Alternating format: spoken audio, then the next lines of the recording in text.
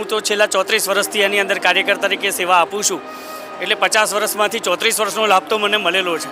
એટલે આપણને સહેજે સહેજે લાગે. મહંત સ્વામી મહારાજ છે, પ્રમુખ સ્વામી મહારાજના માર્ગદર્શન પ્રમાણે પણ સેવા કરેલી છે અને મહંત સ્વામી મહારાજને પણ પહેલેથી જ આપણે જાણીએ છીએ અને એ પણ આપણને ઓળખે છે અને એમણે પણ આપણને વ્યક્તિગત માર્ગદર્શન આપેલું છે અને એના આધારે બીજા કાર્યકરો પણ આ સંસ્થાની અંદર ને અમારા વિસ્તારની અંદર ઘણા બધા તૈયાર થયેલા છે. એટલે ખાલી એકલા અમે નહીં પણ એવા બધા કાર્યકરોને લઈને અહીં આગળ આવ્યા જ છે. એટલે બધા જ કાર્યકરોની લાગણીની સાથે અમારી પણ લાગણી એવી જબરજસ્ત જોડેલી છે.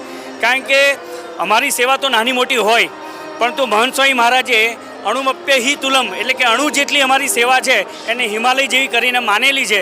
એટલે એવા સમયે અમારું એક્સાઇટમેન્ટ જબરજસ્ત હોય.